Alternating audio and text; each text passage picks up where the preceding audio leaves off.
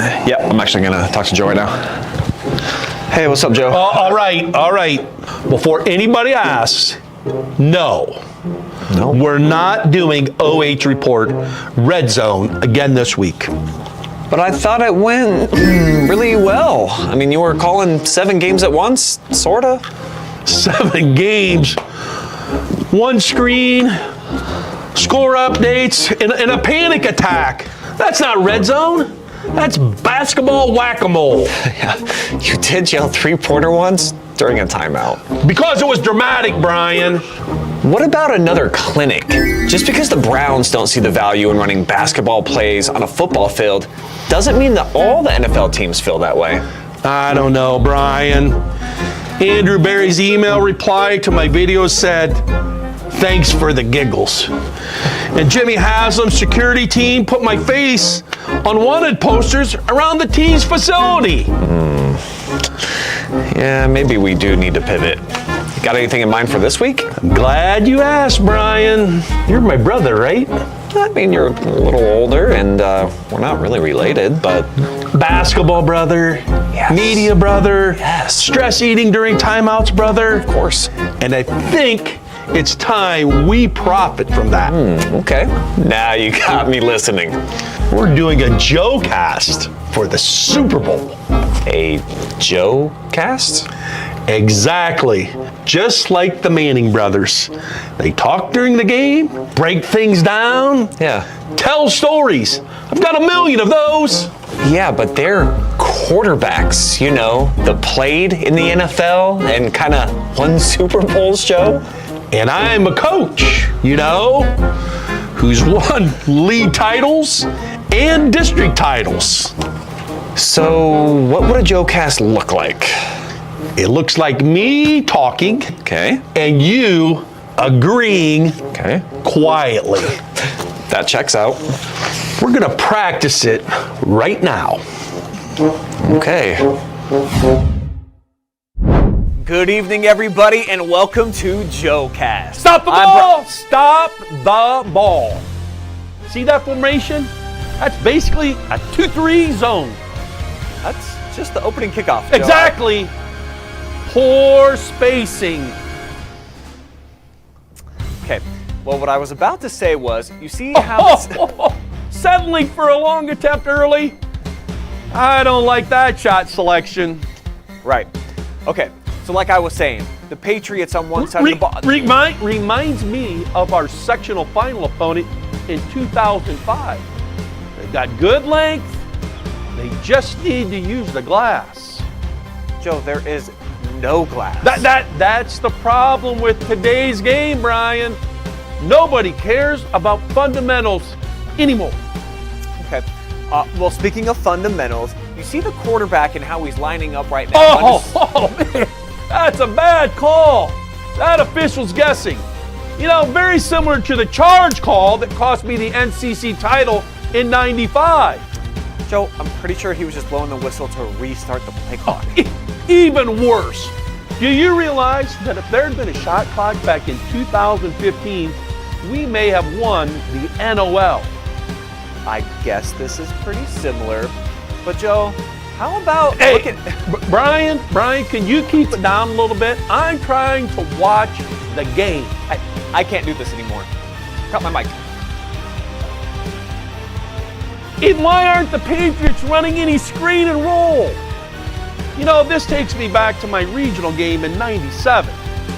Hey, by the way, Brian, while you're up, can you grab me some more of that cheese dip that you guys made?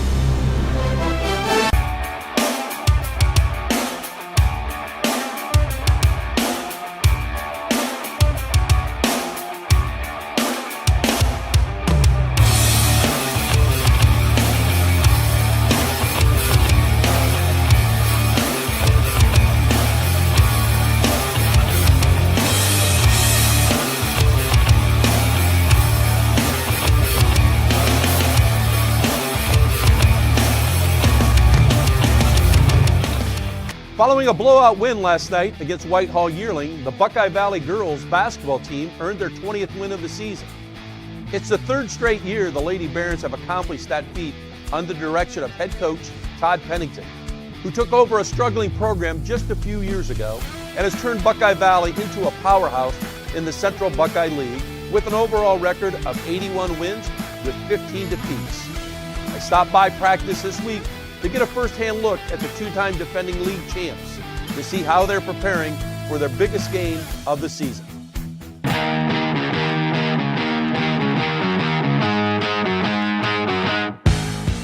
We're here with Todd Pennigton of the Buckeye Valley Lady Barons, and the coach are currently 19-1 and 13-1, I believe, in league play. So welcome to Inside Hoops. We're going to try to find out a little bit about you. So let's first of all talk a little bit about your background, and maybe I think it's always interesting for our audience to kind of hear where you played at high school. And I know that it led to a really good college career. So maybe talk a little bit about that. Yeah, so I went to Kent Ridge High School in Springfield. Kind of the story goes, I was actually cut as a freshman. And then I was like the last player on the JV team as a sophomore. Only played 1 year of varsity basketball in high school. Good program, and kind of just had to keep working. I was young, graduated 17, but had a really good senior year, started and got some recognition, and then actually walked on at Cedarville my freshman year, and just kept growing, kept getting better as a player, and ended up starting my last 2 years there as team captain my senior year. Kind of broke some three-point shooting records, and the rest is history. That's a great story. I mean, for kids to hear it, especially today, because we have so many kids, I think, that just kind of give up afterwards. Yeah, I use it a lot in our youth camps and stuff, talking about it, because you just never know. Yeah, I mean, that's a tremendous story. So after your playing career, you begin your coaching career, and so talk about where you started coaching, and then how that eventually led to this job here at Buckeye Valley. Yeah, so I spent after a year just in the work world. The head coach at Mount Vernon Nazarene at the time, he was coaching my brother actually, and told me about a place called United States Sports Academy to get my master's degree in sports management. And that kind of started everything off, because it was 2 summers, and then I spent the year in between at Mount Vernon being his assistant coach and assistant athletic director, and that kind of got the whole thing started. Then I spent a couple years out in Illinois just doing at a small private school. But then I came back to Springfield and actually coached at Kent Ridge. Spent like 6 years there coaching the boys, doing JV. Then we actually moved back here. I'm originally from Columbus. And having 2 girls, we moved back here. And then when my oldest was in 3rd grade, I kind of started coaching the travel, the COBA stuff. And then she really got interested in it. I started coaching her AAU, 4th, 5th, 6th grade, all the way up till she was a senior. We started a program called Ohio Surge, and loved doing it. About every kid I had went on to play some form of college basketball, just really teach them fundamentals. And then I was out of it a couple years before I kind of got the call to come back here, or come here. The guy that was the coach before me coached my daughter at Olentangy and asked me to help. And I actually, the first year, took his 8th grade team, which are now my seniors, and really enjoyed that. And some circumstances happened, and he left, and I got the job here, and been the head coach the last 4 years. So you took a team, I think, that you had mentioned kind of in the bio that you sent me, that had won 29 games the previous 4 years. You come in, you win 15 games, then you win back-to-back league championship, and won a district championship a year ago. Win 24 games, which is a school record. Talk a little bit about the philosophy you tried to bring to this program, and then the culture that you tried to build here. Yeah, so when I first took over, I looked at it, and I had kind of a 2-year plan and a 4-year plan. The 2-year plan was that first group I had, we had no seniors. And I had 4 great juniors, Emily, Carly, Hazley, and Molly, that, to their credit, totally bought into what I was trying to do. And that first year was really mainly focused on fundamentals between them all the way down through the entire program, of building the fundamental base first. And like you said, we won 15. The goal was to double that. They had won 12 the 2 years before total, and we wanted to win at least 12, got that 15. And then everybody came back that next year, and we were able to win 23 that year. And those 2 years, 23, 24, we had won 31 league games in a row, which carried over into this year. Before we finally got beat, we had won 42 league games in a row. Really, from the get-go, it's been, and you see it on our shooting shirt, effort, attitude, and defense. That's where everything starts. Has to start with your effort. Build it through fundamentals, and then just play hard. Our defense has been outstanding. Really, if you did a look, we've the last 2 years we've been either 1 or number 2 in the whole state of Ohio in our division in points per game given up, and that's where it starts. We can always win if we always play defense. Yeah, and I in my coaching thing, I think one of the terms we used was that the two things you can control every day are effort and attitude. You're not always going to get the result you want, but if you have great effort, great attitude, eventually you're going to get to those results. So you talked a little bit about your philosophy, you talked about your background. Are there any coaches either that have kind of influenced you that maybe you coached under, or even take it to that are there any like college coaches that you kind of said, hey, I like what they do, and kind of watch them and model your program after that? Yeah, so we still run some of the things that my high school coach had us run. Which was who? His name was Bill Smith. Okay. And he was the main first coach at Ken Ridge, and had a great career. A lot of his philosophies I still do. And then really the guy that I studied a lot when I was kind of going into girls basketball with AAU and things was I really study and admire and just totally look up to Gino Uriam at UConn. We run a lot of the stuff. Not as good as they were. Yeah.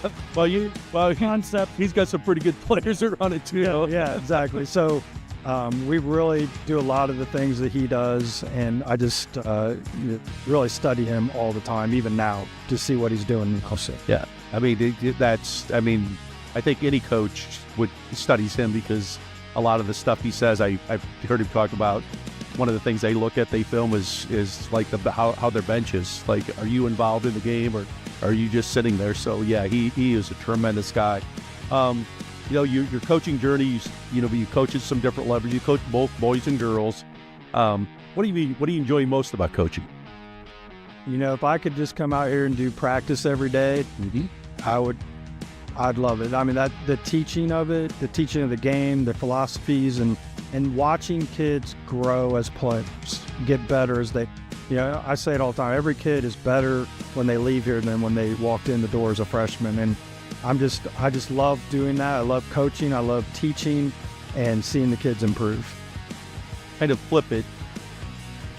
We talked a little bit about before this interview about maybe maybe not what do you like least about coaching, or maybe phrase it also, what's maybe the hardest part of coaching today? Yeah, I could go some different ways here, but when I really thought about that, and this is going to sound crazy, but I don't like the games. I am such a competitor. Yep. I just drive myself crazy the day of a game. Think, what did I miss? What did I, and I just kind of get myself in a knot before the game. Mm-hmm. Never was that way as a player. I was, kind of always said I was just like nothing ever bothered me. But that whole day up to a game, I just worry myself to death of what I'm doing. Yeah, people have asked me, this is I think my 5th year being retired, and they said, what do you miss? And I said, one of the things I don't miss is just that feeling in your stomach, and it doesn't make any difference of who you play. And that's why I've always had a hard time, like when I see it, I go to do games now and I see a coach like eating popcorn or eat something before a game. I'm like, I could never do that. Not do that. Well, you had a really special season last year. I mean, that had to be special, and you returned to a group that's kind of really continued that tradition. So as you look at this year's team, what do you really like about this team so far this year? Yeah, this has been an interesting one. I don't know if I would have predicted before the year that we'd do 19-1 right now. We had a season last year where, it was great, but we kind of relied on one kid, Ella Hazelrig, that, really did a lot of our scoring for us, and we kind of built it around her. So coming into this year, we had to kind of see who was going to be that step up to now have to score. Mm-hmm. And it's been a little bit of a process, but we're starting to get some kids that are putting the thing together. And the beginning of the year was tough because our volleyball team went to the state championship, so we only had 2 weeks together to prepare for the season. And then we played like 5 games in 2 weeks, so we were like, just figure out a way to win, and then we'll build it from there. And as the season's progressed, you've seen some kids get more confident. And now, we took it on the chin the other night, but we got them back here coming up. Yep. And we'll, make some adjustments and see what happens, see if we can somehow knock them off and be co-champs for a 3rd year. And that's here at home. Yeah, let's hear that game against Columbus Academy. We just kind of got out of whack that game right from the get-go and didn't play our ball, and so it's been interesting. It's been challenging, but it's been fun to see these kids really just again buying in. I think part of it's 4th year of the system. We haven't had to like reinstall anything. It's kind of been a flow through and adjust to what this team is, but it's been good. Well, we interviewed Lena, also, and I don't know how I phrased the question, but it was like, that she's been a part. And I said, like, what turned this around? She goes, Coach has made it important, that it's become important, that basketball's important. And I think that says a lot about what you've been able to do here, kind of in a short time, just 4 years, and have the success you have. So, as part of the OH report, it's always fun for me to come around and talk to coaches. Appreciate you being a part of Inside Hoops today. Well, I appreciate you coming out and giving us some public publicity, because we're kind of up here all by ourselves. So it's good. It's good. This job has allowed me to kind of go around the area and see, and it's always interesting to see practices and how coaches are organized. So wish you the best of luck as you finish up the season and begin the tournament. All right, thank you.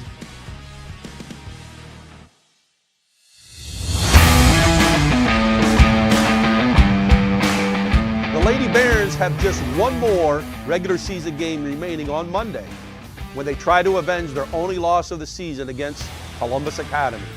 A win secures Buckeye Valley their 3rd consecutive league title, but the team also has huge playoff goals as they seek a 2nd straight trip to the regionals after winning a program record 24 games last year. Let's take a quick 30-second timeout for a message from our sponsor, Buckeye Horizon. When it comes to comfort, every degree matters. At Buckeye Horizon, we proudly install and maintain Trane heating and cooling systems built to last, engineered for performance. And with our expert service, your home stays comfortable year-round. No matter the season, we'll keep your system running at its best. Call Buckeye Horizon at 419-529-2738, your local Trane comfort specialist. Last week, I nominated 10 players for our 4th Coach B's Ballers of the season. It was a close race in the fan vote, but here's who you selected as the winner.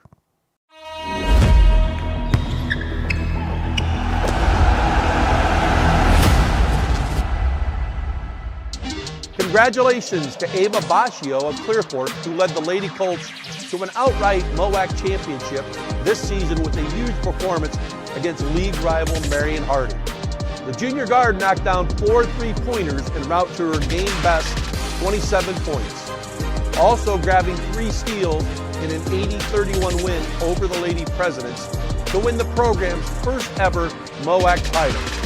Clearfork's first league championship in more than 2 decades. Now, let's meet this week's nominees for Coach B's Ballers. Our first nominee is Valerie Henry of the New London Wildcats. Valerie scored 19 points in her team's 47-40 win over Mapleton last night. Valerie was decisive in the 3rd quarter, where she scored 11 of those 19 points. She also added 3 steals to her stat line.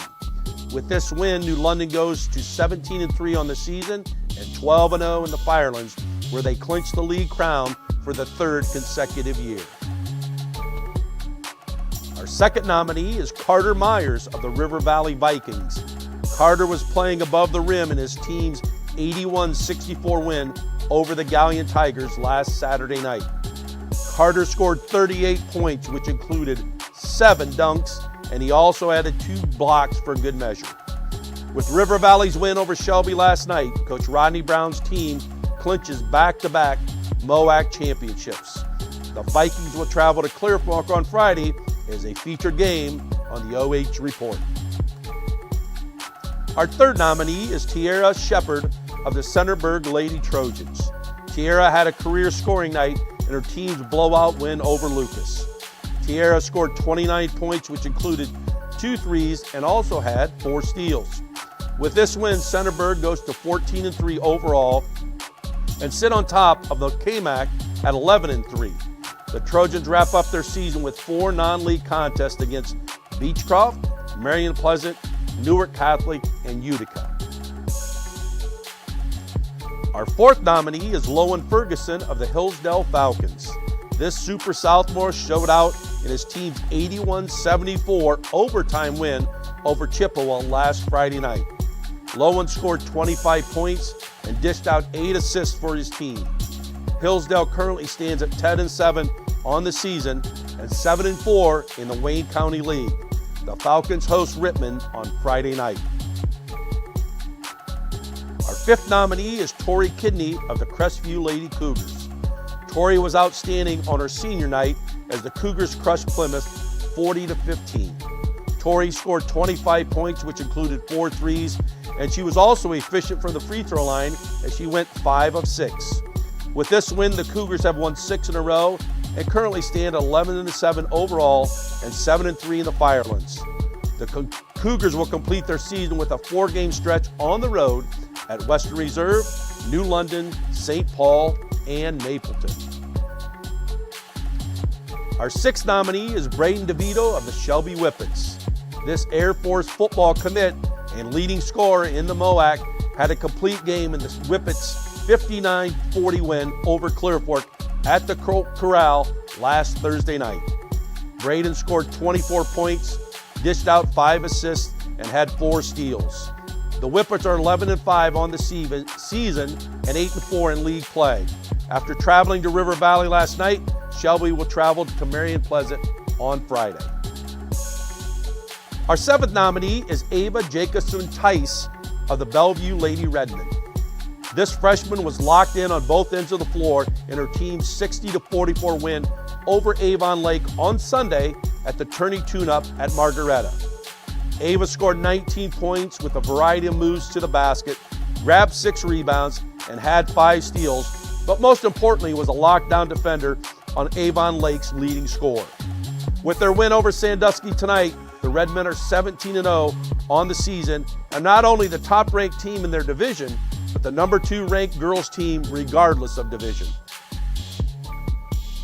Our 8th nominee is Walter Plants of the Genoa Comets. Walter posted a double-double in the Comets' 74-69 win on Saturday at Margaretta's tourney tune-up. This 6'8 Ashland University commit scored 33 points and grabbed 12 rebounds, along with adding 3 block shots to his stat line. With the win over Oak Harbor last night, the Comets are a perfect 16-0 on the season and sit on top of the Northern Buckeye League at 9-0. Genoa hosts the Lake Flyers, who are 14-2 on the season, on Friday night. Our nominees will be put up for a fan vote in their own video post tomorrow to determine who will be our 5th baller of the new season. Now I'll send it over to Brian in the butcher shop as he prepares your top cuts. Hello there, boys and girls, and welcome here inside of the Butcher Shop, where I have been hard at work chopping up all of the video plays that we've had from this past week on the OH Report, and I am here to prepare and serve you only the finest top cuts as prepared by me. So without further ado, let's take a look at the 10 best plays of the week.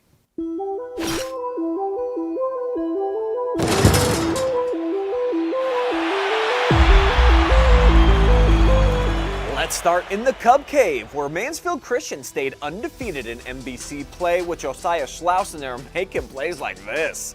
Knifing through the Lucas defense, and how about that left-handed finish? He actually switches the ball to his offhand while taking flight and shows off the soft touch with the contested layup. Down on the reservation we go. East Knox demonstrating those classic preschool lessons about sharing, and it's still making an impact at the high school level because Milena Strebe will cap off the possession here with a nice bank job, all set up by the crispy ball movement and assist from fellow junior Chloe Tucker. Braden DeVito just signed his letter of intent to play football for Air Force today, and this kid pretty much moves like a fighter jet with the basketball. He's going coast to coast at the Colt Corral for the bucket between two defenders, showcasing why he's the top scorer in the MOAC this year, hitting a different gear than the competition in a tough left-handed layup at top end speed. Firelands girls basketball action hits our countdown at number 7. South Central is about to leave the back door open, but Kenley Blair shows up and shuts down the party. Nasty block shot gets sent all the way into the front row as the freshman turns this Mountie shot attempt into Trojans confetti. We've got Sophia Seacrest at the controls for Top Cut 6. She's going to blow by the defense with the around-the-back dribble and will cap off the play with the hoop in a two-step.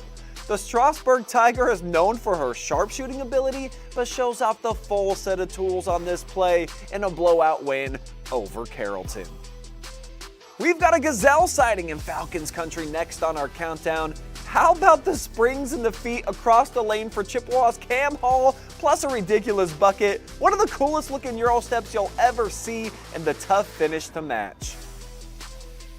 At number 4, we're down to crunch time at the tourney tune-up. Chris Polnitz III darts through the defense and dazzles at the rim, plus the foul for the clutch three-point play. This DeSalle sophomore had 34 points in a come-from-behind victory over Elyria, with this crucial shot helping force the extra session. We're headed back to Mount Gilead as we crack the top 3, where London Blevins spins away from 2 defenders but finds 3 more and still beats them all with the slick scoop finish plus the harm. We'll slow it down a bit so that you can see the Cardington Jr. emerge out of the spin cycle and fearlessly attack a triple team for the amazing and 1 hoop. More from the Berg at number 2, where Genoa stayed undefeated with a win over Keystone, and this dude about to show you why. Rim meet Walter Plants. The AU commit spins between a double team and pulverizes the rim with a monster one-handed jam, part of a 33-point double-double for the 6'8 senior. But at number 1, we head out to the home of the now 2-time defending MOAC champs because it's showtime, baby. Woo! We are all witnesses Carter Myers. Dude had 7 dunks in the game, but none more eye-catching than this windmill jam in front of the student section. Boom.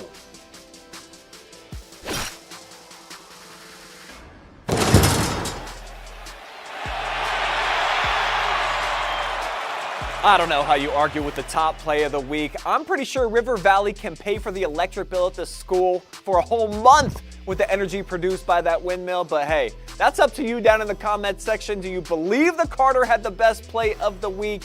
Get the debate going now. We got a commercial timeout coming up. When we come back, Joe's heading back down to Buckeye Valley, and he's going to go around the arena with one of the top junior guards in all of C-Bus. See you then. When it comes to comfort, every degree matters. At Buckeye Horizon, we proudly install and maintain Trane heating and cooling systems built to last, engineered for performance. And with our expert service, your home stays comfortable year-round. No matter the season, we'll keep your system running at its best. Call Buckeye Horizon at 419-529-2738, your local Trane comfort specialist. We tipped off the show with an inside look at the Buckeye Valley girls basketball program, who had just 1 loss over the first 21 games of the season. Among the key contributors for the Lady Barons is standout junior Avelina Wagner, who is averaging 13 points, 5 assists, and 5 steals per game. She joined me on a trip around the arena to explore what makes Lena one of the top players in the Columbus area.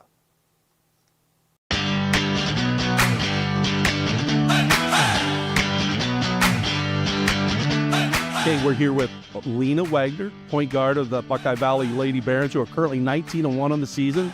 You're 13-1 in league play, so we're going to go around the arena and learn a little bit more about Lena and her basketball team. So you were part of a record-setting team a year ago as a sophomore, and currently you guys are having another outstanding season, as we just mentioned. So I guess one of the questions we have that I have to start is, What did you use from last year to kind of carry over to this year to kind of continue that success? Just the winning attitude and the disciplined team and playing for each other and playing with love is what we stress the most on our team. Each year, I think as a player, you try to improve. So from last year as a sophomore to this year as a junior, what would you say, what part of your game you think has gotten that much better? My biggest focus has been trying to shoot because everyone has started to guard my drives. So if I can make them guard my shooting too, then I can drive more. And yeah, just trying to be a shooter now. In doing these player interviews over the last few years, usually I found that there's a person or persons in a player's career that have kind of really influenced them. Who might that person or persons be that have kind of been a major influence on you in your career? I have two. When I was a freshman, it was my sister and the point guard, Carly Osborne. They really helped me through that season and made it really fun and made me love the sport more than anything. Maybe expand that a little bit. What did they do to help you along that way? Carly was the point guard and I was coming up as a point guard, so it was nice to learn from someone that knew what they were doing and be such a good role model. And she taught me how to control the pace and control the team, be a leader on the court. My sister has always practiced with me my whole life and has made me a better player. Do you have any favorite player, like a college or professional player that maybe you kind of like to watch a play or even model your game after? I like to watch Paige Beckers. That's a pretty good model to have. So what do you like about her game? That she's so crafty and really good at dribbling and shooting a pull-up, because in girls basketball you don't see that very often, and it'd be cool to take after that one day. You mentioned you're a three-sport athlete, but what do you enjoy most about playing basketball? I like basketball the most because it's the first sport I ever played, and the team in general is my favorite, and everyone in my grade that I've played with, and I don't know, there's just something about it. So you mentioned you play soccer and you also run track. Mm-hmm. I mean, a lot of kids, even in high school now, they're not three-sport athletes.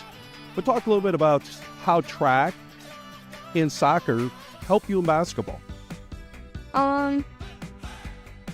Track, I think, makes you a better athlete all around. Just being faster and stronger and being able to handle pressure and the stress to win definitely is the thing in track. So it's kind of I don't know, it just makes you faster and better athlete for basketball. Three sports. Yeah. And how do you handle that demand in the summer, though? Especially, I guess, maybe not so much with track in the summer, yeah, but soccer and basketball. I mean, you just have to love it, and you have to love waking up and working hard every day and putting your all into practice, and just, yeah, you have to love the sports that you do. Okay. And even though you're only a junior, you had an opportunity that you played a lot of basketball. Who's the toughest player that you've played against so far here in your career? My freshman year in the district finals, we played Bloom Carroll, and Emily Bratton was really... Was she a senior when you were a freshman? She was, yeah. That would be pretty difficult task. She was, yeah. Really tough. Best memory you've had so far here in your high school career? Playing with my sister. What and why was that so special? Just because she's my best friend, and it was really great to share our favorite sport together for a whole season. And what year were you when your senior? Excuse me. What year were you when your sister was a senior? I was a freshman. You were a freshman. She got 1 year together. That is pretty special. Yeah, it was really special getting to graduate her. And yep. Well, on behalf of the OH Report, we thank you for going around the arena with us. Thank you. Thanks. Wagner's Lady Barons are currently ranked 6th in Division IV in the Max Preps poll and will be the #1 seed in the Central District when the tournament draw takes place on Sunday. She will have a chance to become a 3-time champion in the Central Buckeye League with a win over Columbus Academy next Monday. As we put another show in the books, we get closer to Super Bowl Sunday, which is also Selection Sunday for girls basketball teams around the state. Best of luck to all the programs we work with for coverage here on the OH Report. A fair warning to both Peyton and Eli Manning. Got my eye on your little armchair quarterback gig, and this coach knows what it takes to be a star.